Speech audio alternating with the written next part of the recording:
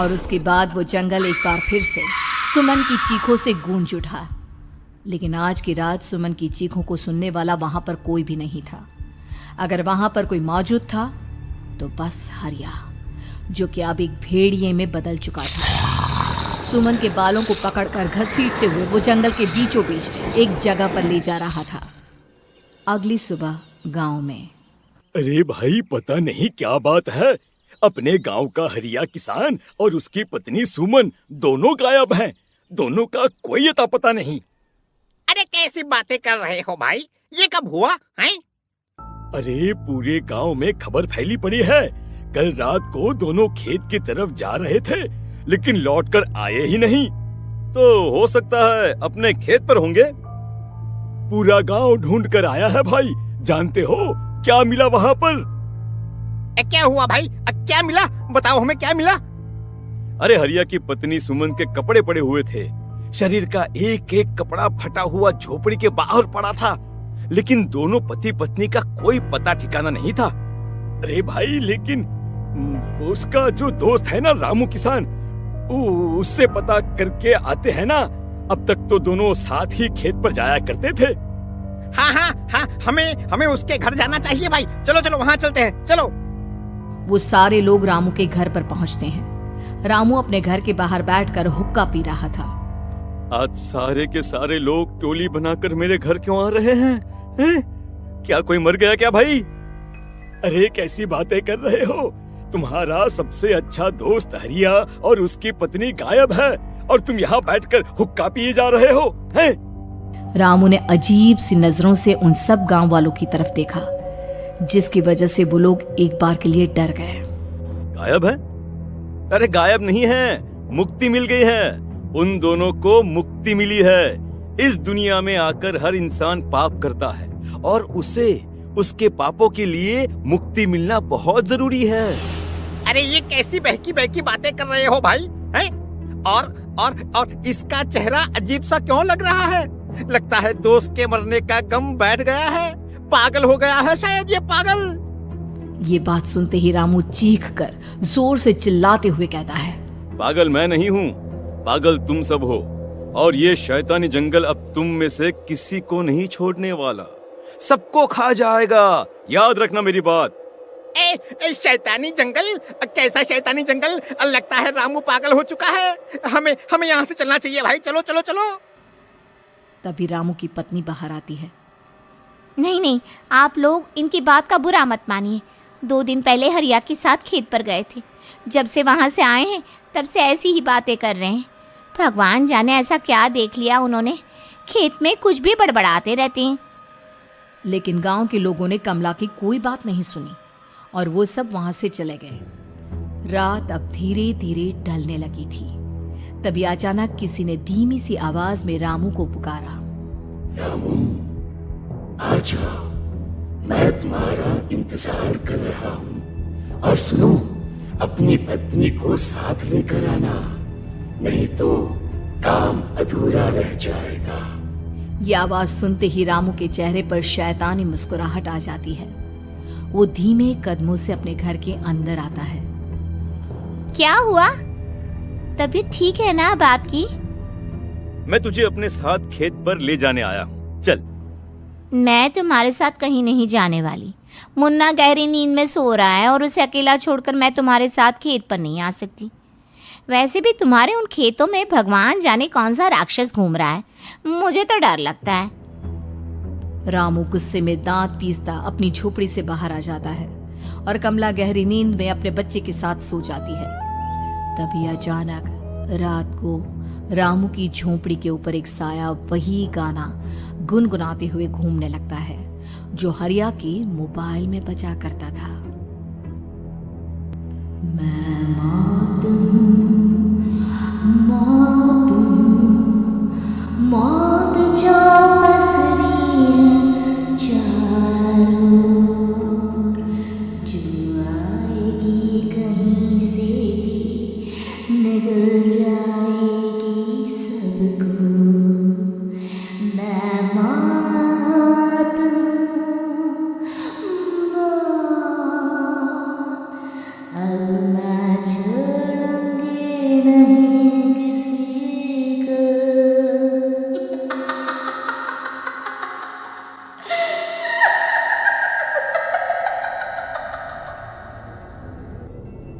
ये आवाज सुनकर रामू की पत्नी कमला की आंख खुलती है और वो देखती है कि उसका मुन्ना अपनी जगह से गायब था। कमला चीखते हुए बाहर दौड़ कर आती है। वहां पर उसने देखा कि रामू ने अपने बच्चे को झोपड़ी के बाहर एक पेड़ से उल्टा लटकाया हुआ था और उसका बच्चा चीख चीख कर रो रहा था। वहीं दूसरी तरफ एक साया बच्चे के ठीक नीचे आग जलाकर उसके चारों तरफ हैवानों की तरफ नाच रहा था।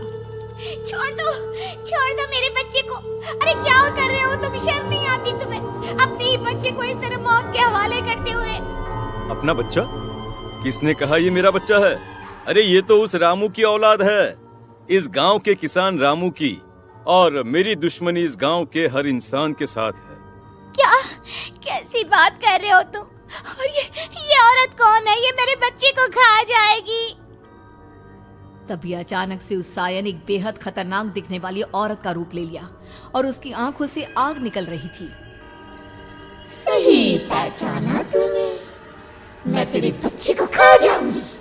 अगर तू अपनी इस हैवान पति रामू के साथ जंगल नहीं आई तो मैं तेरे बच्चे को खा जाऊंगी।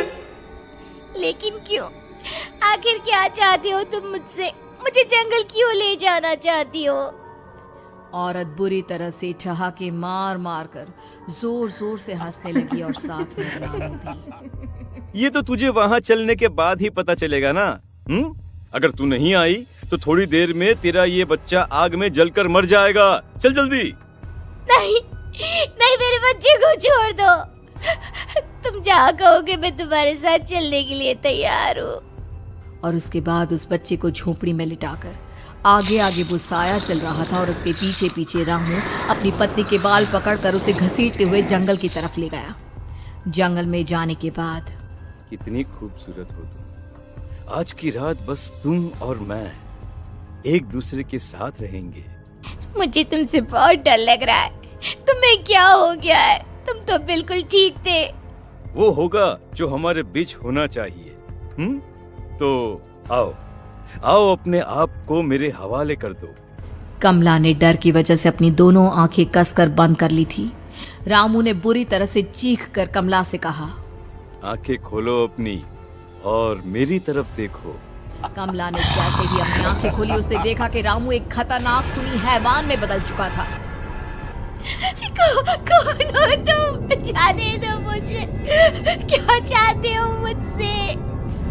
वही जो एक आदमी एक औरत से चाहता है। मैं तुम्हारा पति रामू नहीं, बल्कि इस जंगल का एक भेड़िया हूँ, और आज की रात तुम्हारे खून से अपनी प्यास बुझा जाऊं। और उसके बाद वो जंगल कमला की दर्दनाक चीखों से गूंज उठा। अगली सुबह कमला के कपड़े भी जंगल में उसी तरह पाए गए जैसे कि सुमन के पाए गए थे। इस घटना के बाद पूरे गांव में दहशत का माहौल था। अपने माँ बाप की मौत और गांव में हो रहे इस तरह की घटनाओं की खबर सुनकर किशन शहर से गांव लौट आया था। अपने माँ बाप की बेदर्द मौत की वजह से वो बहुत परेशान था। तभी अचानक उसे अपने घर में खाट के नीचे पड़ा हुआ वो मोबाइल फोन मिला जो उसने अपने पापा हरिया को गिफ्ट किया था। अरे कितने प्यार से पापा के लिए मोबाइल फोन लेकर आया था। इसे एक दिन भी काम में नहीं ले पाए। और आखिर कौन है जो गांव में इस तरह की हत्याएं कर रहा है? क्या है इन सब के पीछे? क्या है? मुझे पता करना ही होगा, वरना एक दिन पूरा का पूरा गांव खाली हो जाएगा। इस गांव में एक भी जिंदा इंसान नहीं बचेगा। गांव के लोगों की मदद करने के इरादे से किशन अपने गांव से दूर एक दूसरे गांव में बहुत बड़े तांत्रिक के पास मिलने के लिए गया। तांत्रिक बाबा, अब आप ही कुछ उपाय बता सकते हैं। भगवान जाने हमारे गांव को किसकी नजर लग गई है। नजर नहीं लगी है, किसी ने तुम्हारे गांव को बद्दुआ दी है। किसी सताई हुई आत्मा का प्रकोप है और अब वो पूरे गांव में किसी को नहीं छोड़ेगी जब तक उसकी आत्मा को शांति नहीं मिल जाती। अरे लेकिन ऐसा कौन है बाबा?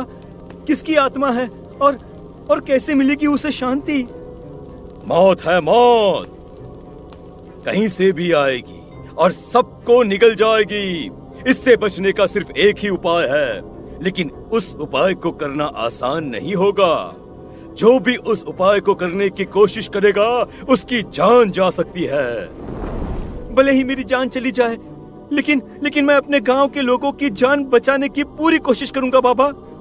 तो ठीक है फिर, अगली अमावस की रात जैसा मैं कहता हूँ वैसा ही करना।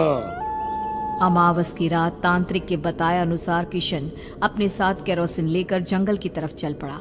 उसके हाथ में देवी के मंदिर का सिंदूर भी था। किशन जंगल के बीचों बीच पहुंचा। ये देखकर उसकी आंखें फटी की फटी रह गई। वहां एक उबलते पानी का तालाब था और कई लोगों की लाश लटक रही थी। किशन की माँ बाप की लाश भी वहीं थी। माँ, बापू, क्या हो गया? ये क्या हो गया? तभी वहां पर एक औरत और आदमी आते हैं। उन्हें देखकर किशन चौंक जाता है। गोपाल काका, आपकी तो 5 साल पहले मौत हो गई थी। और निर्मला काकी, आप? हाँ, मौत तो हो गई थी, लेकिन तुम ये नहीं जानते कि हमारी मौत कैसे हुई थी। क्या कहना चाहते हैं आप? कुछ नहीं, बस ये जान लो कि अब इस गांव में कोई जिंदा नहीं बचेगा। लेकिन क्यों काकी? क्योंकि 5 साल पहले इन गांव वालों ने मुझे डायन बताकर पत्थर मार मार के मार डाला। मेरी कोई गलती नहीं थी। गांव का एक बच्चा क्या लापता हुआ, सारा इल्जाम मेरी पत्नी पे डाल दिया। और जब मैंने निर्मला की जान बचाने की कोशिश की तो मुझे भी मार डाला। आपके साथ ये बहुत गलत हुआ काकी, लेकिन आप जो कर रहे हैं वो भी सही नहीं है ना? तुम यहाँ से चले जाओ वरना तुम भी नहीं बचोगे। हमारी आत्मा पिछले 5 साल से मुक्ति के लिए भटक रही है। चले जाओ यहाँ से। मौका देखकर किशन सिंदूर उन दोनों के ऊपर डाल देता है। उनका शरीर जलने लगता है और वो भयानक तरीके से चिल्लाने लगते हैं। अगले ही पल किशन उनके ऊपर केरोसिन डाल देता है और वो दोनों जल जाते हैं। किशन अपने माँ बाप और दूसरी लाशों का अंतिम संस्कार करवाता है और अपने घर लौट आता है, लेकिन वो अभी भी इस बात से अनजान है। अगर आपको ये क्राइम स्टोरी पसंद आई है तो इसे लाइक करें और बी फॉर द क्राइम को सब्सक्राइब करके मिलते हैं अगली मिस्ट्री के साथ।